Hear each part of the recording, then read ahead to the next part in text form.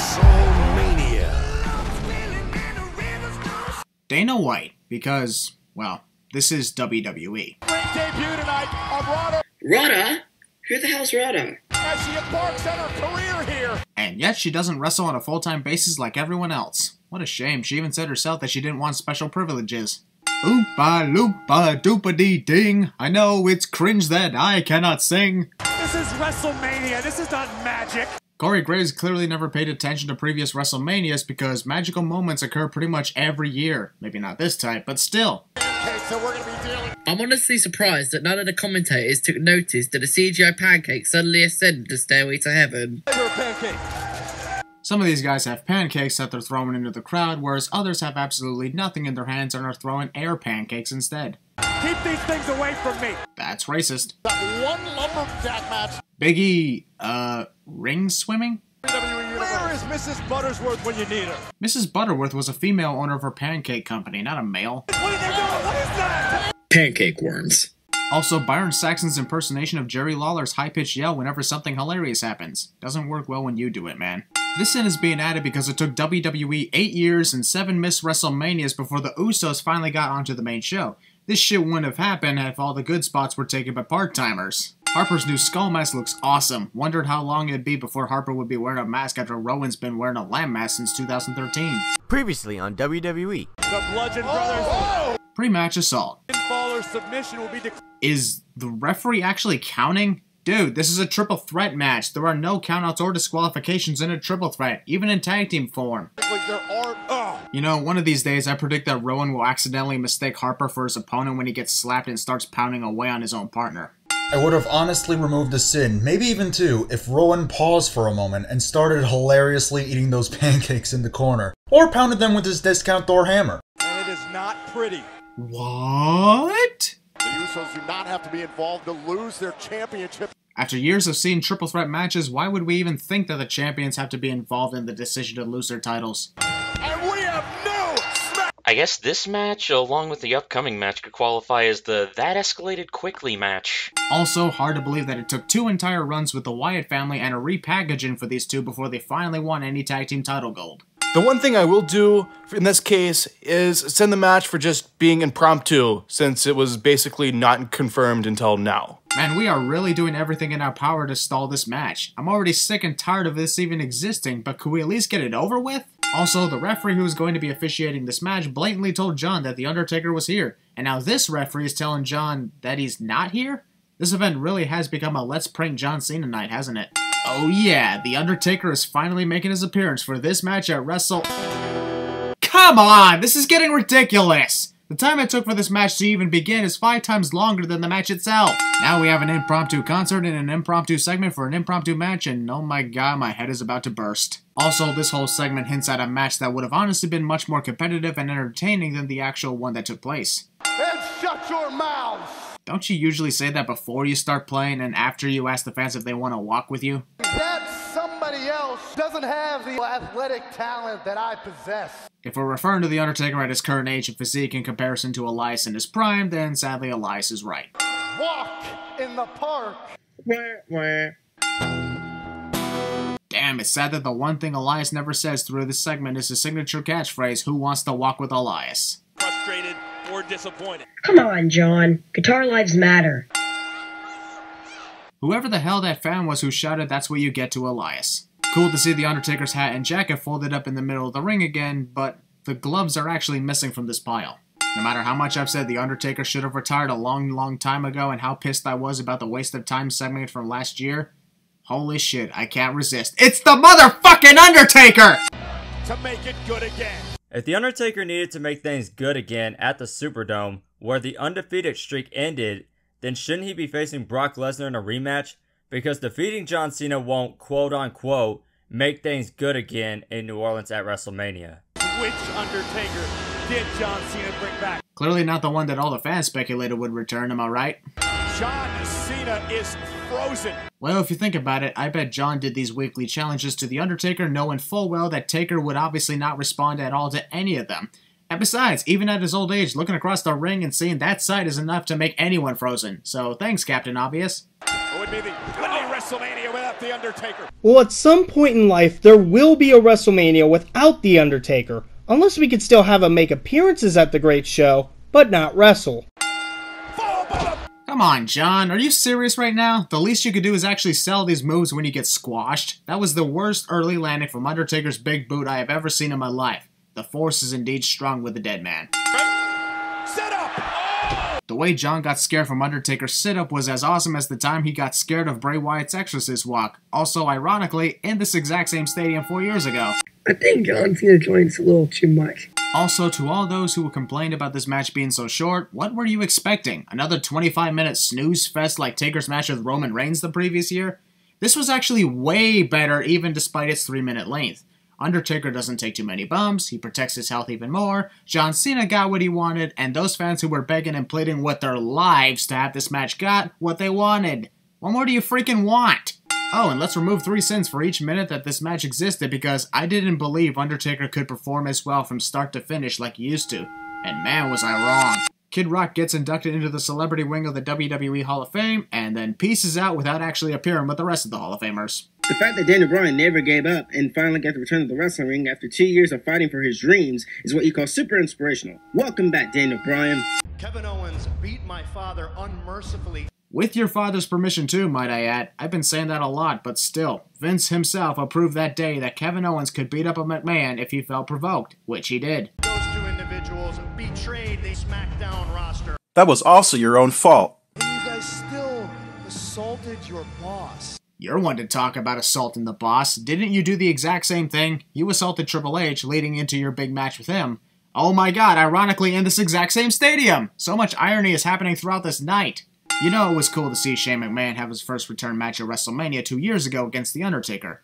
But he doesn't have to wrestle at almost every single big pay-per-view event, you know. I don't see the excitement in Shane wrestling that much anymore. And Pat went to hug Shane and Shane winced. If Shane wins from a single hug, then there's no way in hell he'd be able to even perform his signature entrance without being in excruciating pain. Hard to tell if this is a parody of Triple H's Terminator entrance from WrestleMania 31 or if Daniel Bryan borrowed Vanguard 1 from Woken Matt Hardy for this occasion. Decide. Attacking from behind. Also, how the hell was Kevin Owens and Sami Zayn able to get through this giant stadium without one person noticing them, in a sea of 78,000 people? Sneak attack! Oh my! Sami attempted to kill Shane's kids and Linda McMahon. Well, that sounded a little dark. You've said darker things, actually. True. Kevin Owens! Here's WWE logic for you. Kevin does this to Sami one time and that puts him out of action for 8 months. Kevin and Sami together does this to Daniel twice and he's fine. Just a scratch. At least when Randy Orton hit all those pun kicks, it put wrestlers out of commission and kept to his devastation. Daniel Bryan's effectively been removed from the equation.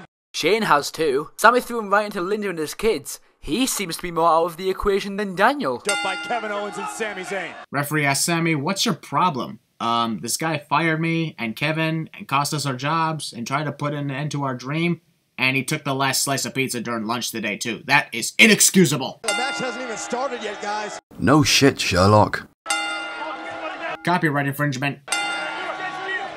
Shane may be the commissioner for SmackDown Live, but he does know that he isn't the one who decides when the bell is rung or not. That's the referee's job. Fire it off here on Kevin Owens! Rather than counting to 5 like he's supposed to, this referee decides that shouting at Shane to back off will do the trick. Newsflash, it doesn't work. Well, this scene definitely looks familiar, both in Daniel's career and WrestleMania in the same stadium. Shane McMahon. Oh, just whatever that was. covers to the leg here. And Is the referee blind or something? Because clearly Shane's shoulder was off the mat even before the count of 1. He might secretly be working with Kevin and Sami. Then again, he also did screw Natalya in favor for Charlotte Flair that one time 2 years ago. Because you're not gonna... Get out! Sami does want to have his job back, right? I find it absolutely hilarious that he's just standing there not caring about the possibility of getting disqualified for not getting back on the apron. Money, money, money, money! The way Kevin is singing Shane McMahon's entrance theme. That means attacking the chairman of this company, right? Sami Zayn taking a moment to beat the crap out of little Jimmy's father before proceeding to beat down Shane. There's no way. You don't think. You mean Shane McMahon is going for a coast to coast? If I'm being perfectly honest, why would you be surprised that he would risk that move in his condition? This is the same guy who jumped off of places higher than Jeff Hardy ever leapt. Gotta be it. Shoulders down! Wrestler who was injured before the start of the match dives in to save the day at the last second cliche. Is Daniel Bryan even any condition to be a tag team partner right now? Well, considering he basically rested for the last 10 minutes, yeah.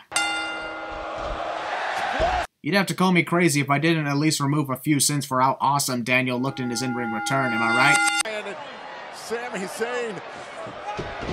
Considering Sami was pleading with Daniel not to throw another dropkick at him, the fact that he didn't see that dropkick coming is bullshit. Simply step to the left or right and he's out of the danger zone. Plain and simple. Oh, did you hear that? No, we're deaf. Oh, and there goes. Well, damn, there's another 2 sins removed for that epic Hurricane Rana. To the barricade. You should have stayed wherever you were instead of coming back, cliche. Also, Kevin is the master at showing that monologuing is a villain's greatest weakness, since it did work for him 90% of the time. Wait, Kamikaze? You're here too? Hell yeah, Christian! Shane launching himself! Where the momentum of his arm barely grazing his opponent was somehow enough to put Kevin down for the rest of this match.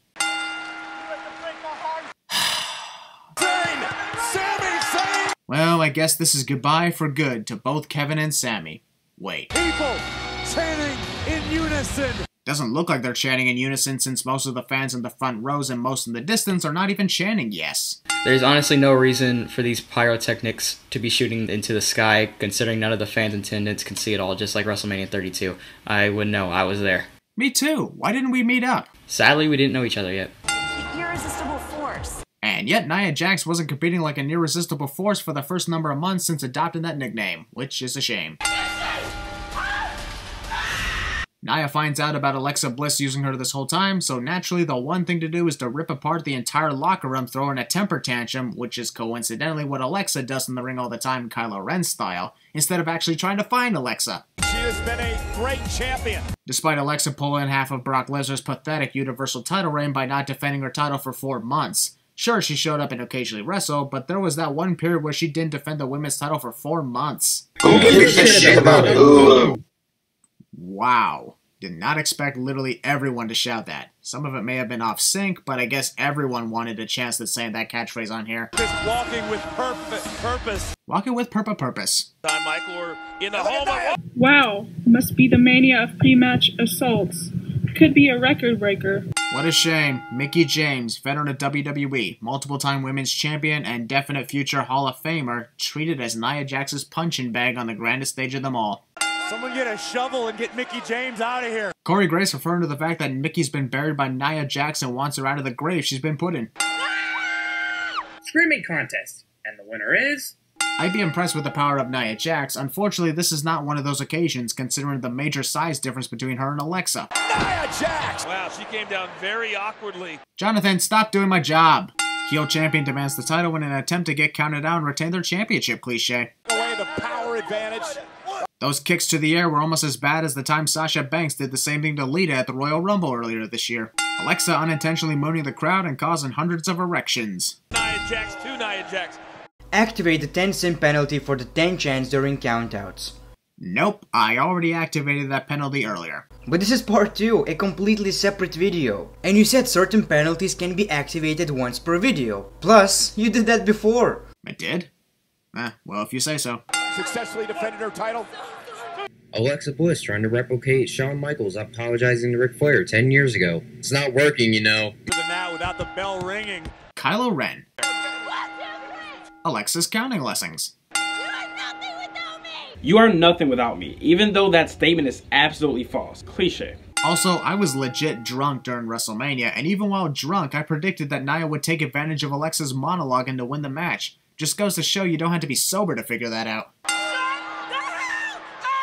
Nia Jax would be great at Cinema Sins 2 expansion. Also, discount Chris Jericho. Bliss into the cover! Seriously, Michael? Nia's last name isn't Bliss. This match isn't Nia Bliss versus Alexa Jax. You just had to ruin this awesome moment with your name confusion. I, like many of us, am glad that Nia finally got her moment to shine as the women's champion. The only thing that sucks about this is that WWE waited too long and made Nia look like an easy opponent to defeat instead of being a true irresistible force.